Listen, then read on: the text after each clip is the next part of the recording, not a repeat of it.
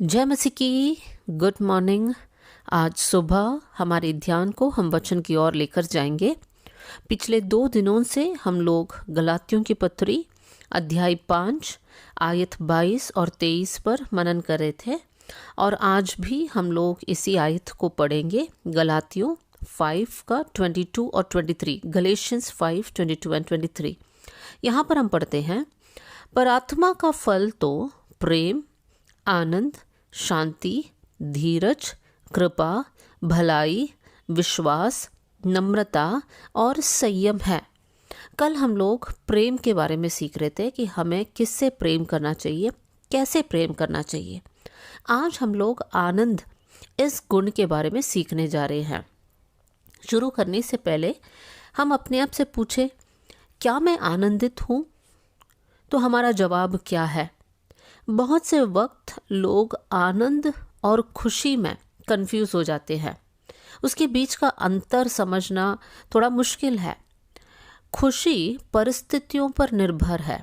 जब मैं कुछ हासिल करती हूँ, जब मैं कुछ प्राप्त करती हूँ या जब मैं कुछ नया खरीद लेती हूँ, तो उस समय पर मेरे जीवन में मैं खुशी को अनुभव करती हूँ। या हो सकता है मेरा बर्थडे है या मेरा शादी है, मेरे परिवार में कुछ अच्छा हो रहा है, तो उस समय पर जो हम अनुभव करते हैं वो है खुशी। आनंद परिस्थितियों पर निर्भर नहीं है। प्रभु का आत्मा का फल जो आनंद है वो हर समय हमारे जीवन में होना चाहिए। चाहे हम कुछ हासिल करें या ना करें, चाहे हमने कुछ खरीदा हो या नहीं खरीदा हो, चाहे हम लोग बीमारी में हैं या फिर हमारा स्वास्थ्य अच्छा रहे, किसी भी हालत हो तब भी हम लोगों को आनंदित रहना चाहिए। क्योंकि वचन हमें सिखाता है, पहला थिस्सलुनीकियों 5 का 16 में, फर्स्ट थिस्सलुनीयंस चैप्टर 5 वर्स 16 में इस प्रकार लिखा है, सदा आनंदित रहो। ये हमारे लिए एक आज्ञा है। सदा आनंदित मतलब हर समय, चाहे मेरे लिए कठिन समय हो या चाहे मेरे लिए एक आशीष का समय हो, वो परिस्थिति जो है निर्भर नहीं करता कि मुझे आनंद मनाना चाहिए या नहीं मनाना चाहिए। मेरे लिए प्रभु का वचन ये आज्ञा देता है कि मुझे सदा आनंदित रहना चाहिए। फिलिपियों की पत्री अध्याय 4 और उसका 4 आयत, फिलिपियंस चैप्टर 4 वर्स 4 में इस प्रकार पढ़ते हैं, प्रभु में सदा आनंदित रहो। मैं फिर से कहता हूँ, आनंदित रहो। इन दोनों आयत को पौलुस ने लिखा और फिलिपियों के पत्र लिखते समय पौलुस जेल में पड़ा हुआ था। जेल में पड़ा हुआ एक व्यक्ति कैसे कलीसिया के लोगों से कह सकता है प्रभु में आनंदित रहो? इसका मतलब हम कहाँ रहते हैं, हमारे पास क्या है, हम लोग कितने अमीर हैं, हमने क्या हासिल किया है, ये कोई भी बात हमारे आनंद को इफेक्ट नहीं कर सकता है। क्योंकि मेरा आनंद प्रभु में है। प्रभु ने मुझे बचाया, प्रभु ने मेरे पापों से मुझे क्षमा दिया है, प्रभु ने मुझे अपना संतान बनाया है, प्रभु ने मुझे पवित्र आत्मा का दान दिया है। इन सारी बातों में मेरा आनंद है। एक और आयत को आपके सामने रखना चाहती हूँ।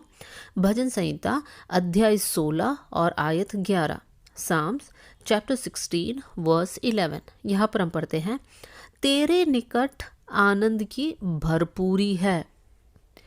भजनकार कहता है कि जब वो प्रभु के निकट रहते हैं तब उस समय पर वो अपने जीवन में आनंद की भरपूरी को महसूस करते हैं। तो मेरे प्रिय भाई बहनों, हम लोग विश्वासी भाई बहन हैं, हमने प्रभु को अपनाया है, लेकिन हमारे जीवन में क्या प्रभु के साथ वो घनिष्ठ संबंध है? क्या हम प्रभु के साथ समय निकालकर प्रार्थना करते हैं? अगर करते हैं तब हमारे जीवन में ये फल को हम देख पाएंगे और वो है आनंद।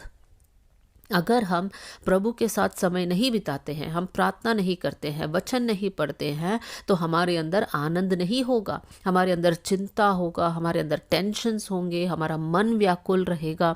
लेकिन प्रभु के उपस्थिति में बैठने वाले इंसान के जीवन में परमेश्वर उसको आनंद की भरपूरी देता है, आनंद का तेल से उसको अभिषेक करता है। मेरे प्रियो, ये आनंद हमारे लिए बहुत ज़रूरी है। नहम्याह का किताब अध्याय 8 आयत 10, नहमाया चैप्टर 8 वर्स 10 में हम पढ़ते हैं, यहोवा का आनंद तुम्हारा दृढ़ गढ़ है, उसका दूसरा एक अनुवाद में हम इस प्रकार पढ़ते हैं, यहोवा का आनंद मेरी ताकत है। मेरे प्रियो, बहुत से वक्त हम कमज़ोर हो जाते हैं, हम बातों को देखकर हमारा मन थक जाता है, लेकिन उस समय पर कौन हमको ताकत देता है? वो प्रभु की उपस्थिति में जब हम बैठते हैं, प्रभु का आनंद से जब हम भर जाते हैं, वो हमारे जीवन में ताकत है। मेरे प्रियो, हो सकता है शारीरिक रीति से आप कमज़ोर हैं, आप बीमार हैं, लेकिन हिम्मत नहीं हारना, प्रभु के साथ हर दिन बात करना, प्रभु के वचन को हर दिन पढ़ना, प्रभु आपके जीवन में नया ताकत और बल देगा। वचन में लिखा है, जो यहोवा पर बाढ़ जोते हैं वो नया बल को प्राप्त करेंगे। और वचन में ये भी लिखा है साथ में, क्योंकि हमें यहाँ पर सावधान रहना है कि हम लोग हमारे आनंद को खो सकते हैं। गलातियों की पत्री में पौलुस कलीसिया से पूछता है, तुम्हारा आनंद मनाना कहाँ चला गया? इसका मतलब उस कलीसिया के लोग काफ़ी आनंदित लोग थे, लेकिन एक समय ऐसा आया जहाँ पर उनके जीवन में आनंद नहीं है। इसलिए पौलुस उनसे पूछता है, तुम्हारा आनंद मनाना कहाँ चला गया? मेरे प्रियो, हो सकता है आप ऐसे एक व्यक्ति है जिन्होंने प्रभु के आनंद को बहुत पहले महसूस किया था, लेकिन आज आप उस आनंद को महसूस नहीं कर पा रहे हैं। उसका रीज़न क्या है? आप प्रभु से दूर हो चुके हैं। आप प्रभु से दूर क्यों होते हैं? क्योंकि आपके जीवन में पाप है। मेरे प्रिय भाई बहनों, अगर आज आप मसीह होने के बाद भी पाप में डूब चुके हैं, पाप में जी रहे हैं, आप प्रभु से माफ़ी नहीं मांग रहे हैं, तो आपके जीवन में आप आनंद को नहीं महसूस कर सकते हैं। तो आज समय है कि हमारे जीवन को हम चेक करेंगे। आप अपने आप से ईमानदार रहिए और पूछिए, क्या मैं प्रभु में आनंदित हूँ? जो भी जवाब आपका है वो आपको हेल्प करेगा कि आप डिसाइड कीजिए आप प्रभु के करीब है या नहीं। आइए हम लोग प्रार्थना करें। स्वर्गीय पिता, आज का वचन के लिए धन्यवाद करते हैं प्रभु जी। परमेश्वर, हम लोग आत्मा के फल के बारे में सीख रहे हैं प्रभु जी। प्रभु, दुआ करती हूँ परमेश्वर पिता, आत्मा का फल आनंद हमारे अंदर होने पाए, हम आप में आनंदित रहे प्रभु जी। हम संसारिक बातें, संसारिक वस्तुओं में हमारे आनंद ढूंढने वाले ना रहे प्रभु जी, लेकिन हम आपकी उपस्थिति में बैठकर प्रभु जी आप में हमारी आनंद को ढूंढने वाले बन जाए परमेश्वर पिता। प्रभु, अगर किसी के अंदर आज आनंद की कमी है, मैं प्रार्थना करती हूँ आपकी आनंद से भर दीजिए प्रभु। आप हर एक को ब्लेस करना कर मैं प्रार्थना करती हूँ। आपने हमारी प्रार्थना सुन लिया, इसलिए धन्यवाद। आदर और महिमा आपको देते हैं प्रभु यीशु मसीह के नाम से हम मांगते हैं, amen. God bless you all. जय मसीह की।